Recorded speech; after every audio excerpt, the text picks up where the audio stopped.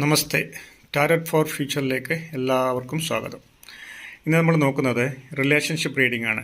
നിങ്ങളും നിങ്ങളുടെ പാർട്ട്ണറും ആയിട്ട് എന്താണ് നിങ്ങളുടെ റിലേഷൻ എന്നുള്ളതാണ് നമ്മൾ നോക്കുന്നത്. അപ്പോൾ നിങ്ങളുടേത് ആദ്യം നോക്കാം. നിങ്ങളുടെ 3 ഓഫ് കപ്സ് ആണ് വന്നിട്ടുള്ളത്. 3 ഓഫ് കപ്സ് വളരെ പോസിറ്റീവായിട്ടുള്ള കാർഡാണ്. പ്രത്യേകിച്ച് സെലിബ്രേഷൻ, ജോയ്, പോസിറ്റീവായിട്ടുള്ള വളരെ പോസിറ്റീവായിട്ടുള്ള കാര്യങ്ങൾ, വലിയ പാർട്ടികൾ, അങ്ങനെ എല്ലാം കൊണ്ടും എൻജോയ് ചെയ്യുന്ന ഒരാളാണ് നിങ്ങൾ. അതുപോലെ തന്നെ നിങ്ങൾ ഫാമിലിയുടെ ഒപ്പമാണെങ്കിലും ഫ്രണ്ട്സിൻ്റെ ഒപ്പമാണെങ്കിലും വളരെയധികം സന്തോഷത്തോടുകൂടി ജീവിക്കാൻ ആഗ്രഹിക്കുന്ന ഒരു വ്യക്തിയാണ്.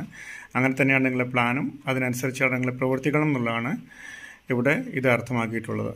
ഓക്കെ, ഇനി നിങ്ങളുടെ പാർട്ട്ണർ നിങ്ങളോട് എങ്ങനെയാണ് എന്നുള്ളത് കൂടിയിട്ട് നമുക്ക് നോക്കാം. അത് 3 ഓഫ് വാൻഡ്സ് ആണ്. 3 ഓഫ് വാൻഡ്സും വളരെ പോസിറ്റീവായിട്ടുള്ള കാർഡാണ്. എക്സ്പാൻഷൻ ഓഫ് പോസിറ്റീവ് ഔട്ട്ലുക്ക് എന്ന് പറയില്ലേ, അപ്പോൾ ഫ്യൂച്ചറിലേക്കുള്ള കാര്യങ്ങൾ വളരെയധികം ആസൂത്രണം ചെയ്തുകൊണ്ട്, അതായത് പാർട്ട്ണർ ഒന്നിച്ചുള്ള ഫ്യൂച്ചറിലേക്കുള്ള കാര്യങ്ങൾ വളരെയധികം ആസൂത്രണം ചെയ്തുകൊണ്ട് പോകുന്നൊരു കാർഡാണിത്. ലോങ് ടേം റിലേഷൻ ആഗ്രഹിക്കുന്ന ഒരു പാർട്ട്ണറാണ് നിങ്ങളുടെ കൂടെയുള്ളത്.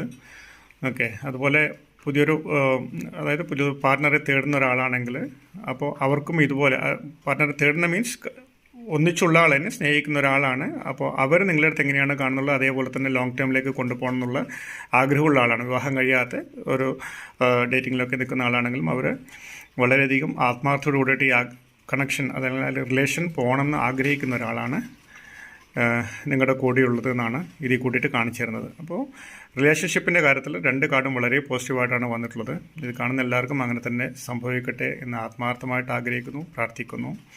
And please subscribe my channel.